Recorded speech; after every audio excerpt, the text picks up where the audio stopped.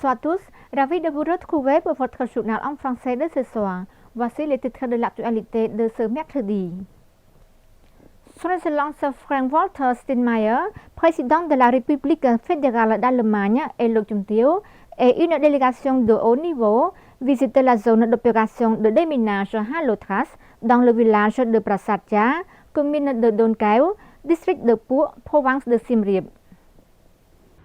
Son Excellence Frank-Walter Steinmeier et son épouse ont été accompagnés par Son Excellence Lý Thuc, ministre d'État et vice-président de l'autorité des mines, Son Excellence Sai Som-al, ministre de l'Environnement, et Luxembourg Phan Sauni, ambassadrice du Cambodge en République fédérale d'Allemagne. Au nom du gouvernement royal du Cambodge, Son Excellence Lý Thuc a chaleureusement accueilli et remercié Son Excellence le Président et Luxembourg d'avoir pris le temps de visiter le champ de mines. Selon lui, en 2023, l'Allemagne doit accueillir une réunion des États partis à la Convention d'Ottawa.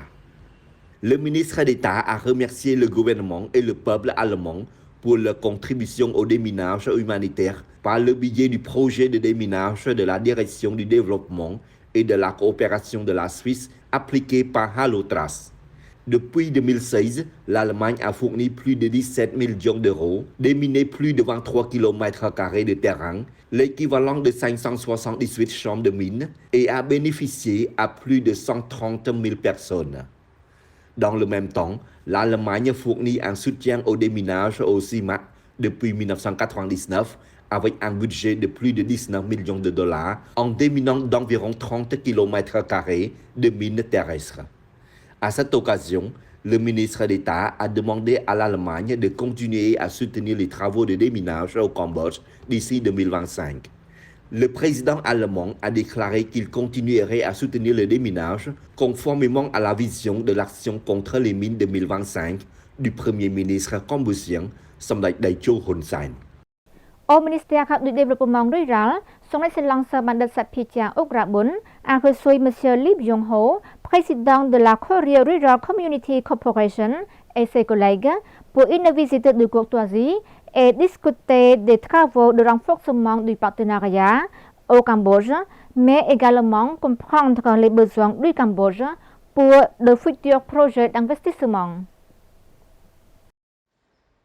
Son Excellence Bandit Sapiecha Okrabun, ministre du Développement rural, a chaleureusement accueilli la délégation coréenne et a informé M. Lee Byung-ho, président de la Korean Rural Community Corporation, des efforts du gouvernement royal dirigé par Samdech Ake Mahasenapadej Techo Hun Sen en tant que Premier ministre. En ce qui concerne le développement rural, Son Excellence le ministre a confirmé que le ministère du Développement rural a activement contribué à la mise en œuvre de la phase 4 de la stratégie rectangulaire de la 6e législature 2018-2023 à travers l'introduction et la mise en œuvre de la stratégie quinquennale de développement rural 2019-2023 fixant les principaux objectifs politiques.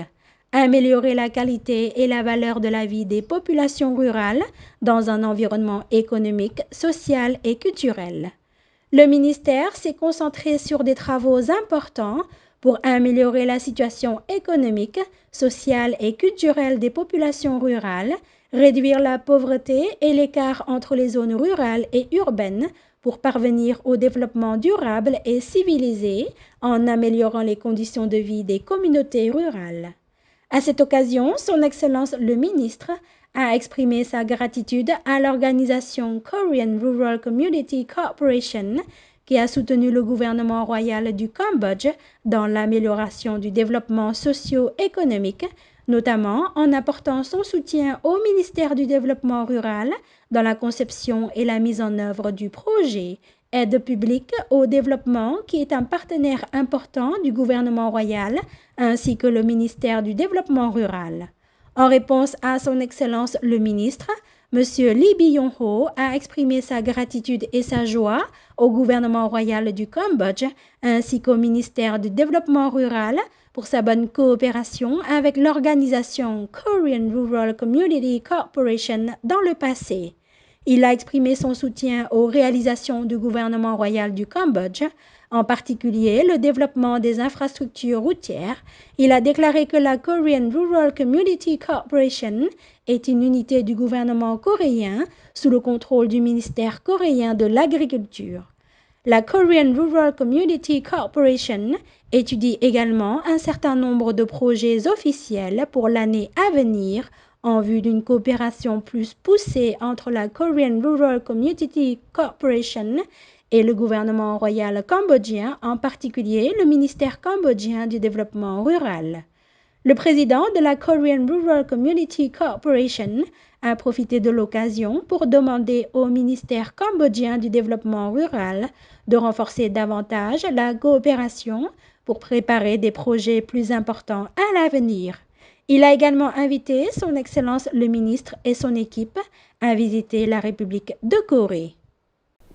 Son Excellence Pan Sorasa, ministre du Commerce, préside la première réunion du groupe de travail sur l'étude de faisabilité et la facilitation de l'exportation des produits cambodgiens vers les marchés étrangers en ligne via Alibaba Technologies.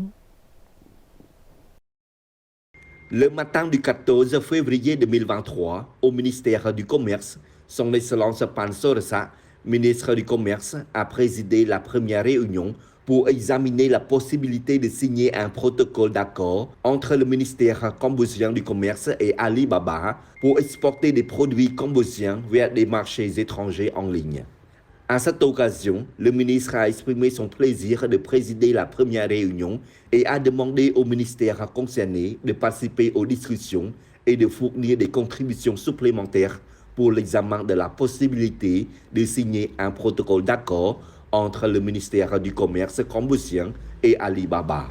Le ministre du Commerce a poursuivi en disant que son ministère avait travaillé en étroite collaboration avec Alibaba, avec la participation de représentants du ministère de l'Économie et des Finances et de la Commission nationale pour la promotion du mouvement Un village, un produit, et par conséquent, le groupe de travail a assisté à 3 réunions avec la société Alibaba jusqu'à l'achèvement du projet de protocole d'accord. Le ministère du Commerce s'est associé au secteur privé pour exporter des longanes vers la Chine qui sont vendus dans la pépinière technologique d'Alibaba. Pendant seulement 3 jours, 18 tonnes de longanes ont été bien vendues. Son Excellence Datina, ministre de l'Agriculture, des Forêts et de la Pêche, a présidé une réunion pour faire le bilan du travail, de la santé animale et de la production animale de 2022 et fixer l'orientation de 2023.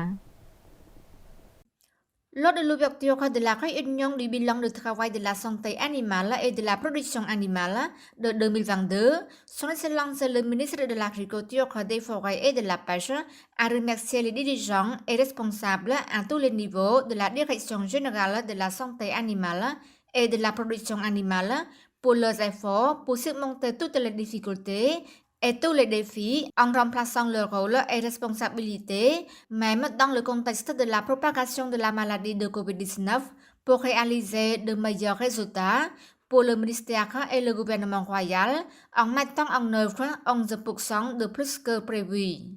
Le ministre a donné des recommandations clés au département général de la santé animale et de la production animale pour examiner et hiérarchiser le travail avec le plan clair, orienté à la fois vers le travail professionnel et politique. La dépense doit être ciblée et efficace. La planification est axée sur la sécurité alimentaire et la durabilité basée sur des aliments nutritifs traditionnels et culturels en mettant la sécurité alimentaire en prioritaire. Dans le même temps, il doit y avoir une compréhension de la religion, de l'assainissement et de la phytosanitaire, ainsi qu'une distinction claire avec la loi de l'État.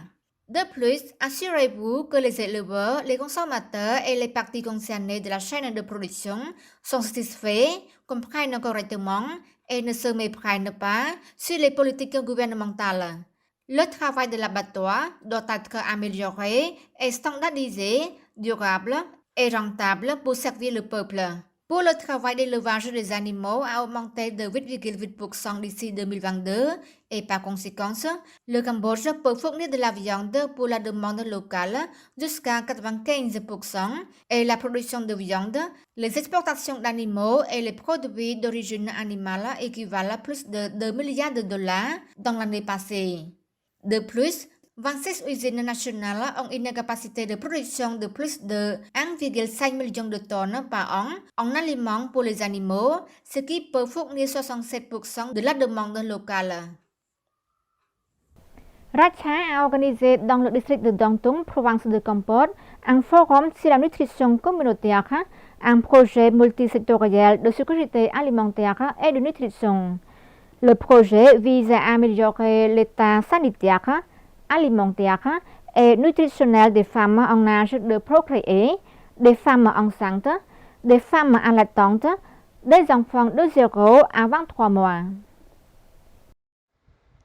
Son Excellence Songwenta, conseiller au ministère de la Santé, représentant de Son Excellence Dr Mambunheng, ministre de la Santé, le Dr Farid Salmi, directeur exécutif de GIZ, représentant de l'ambassade d'Allemagne au Royaume du Cambodge, Madame Chan Thiri, directrice de Racha, ont présidé le forum communautaire sur la nutrition, le projet multisectoriel sur la sécurité alimentaire et la nutrition et ont distribué 10 motos à 10 communes du district de Danton, province de Kampot, sous la haute présidence des représentants de la province de Kampot.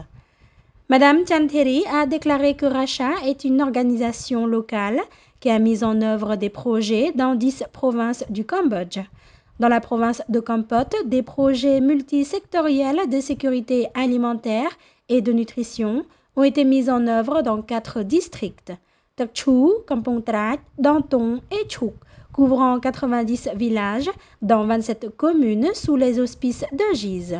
Le projet vise à améliorer l'état sanitaire, alimentaire et nutritionnel des femmes en âge de procréer, des femmes enceintes, des femmes allaitantes, des enfants de 0 à 23 mois, en organisant des groupes de soins, en apportant des connaissances, des visites à domicile par l'équipe villageoise d'appui à la santé, en organisant un groupe d'épargne pour changer et assouplir, faire pivoter et changer les pratiques.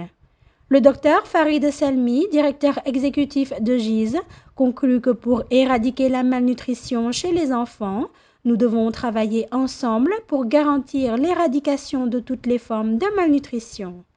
Pour assurer l'élimination de toutes ces malnutritions, il y a beaucoup de participation, surtout la contribution de toutes les parties prenantes, et aujourd'hui nous en apprendrons plus sur le programme triennal d'investissement glissant pour aider les femmes qui se portent volontaires dans les villages pour apporter des services, en particulier au domicile des nouvelles mères, en les aidant à prendre soin des enfants, en les aidant sur l'hygiène et les soins de santé.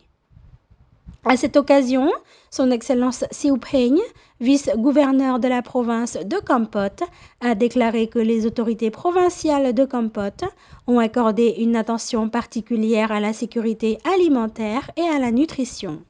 La province a inclus ce travail dans le plan triennal de développement des investissements pour placer les provinces, les districts et les 104 en 2023 à 2025 dans les 93 communes.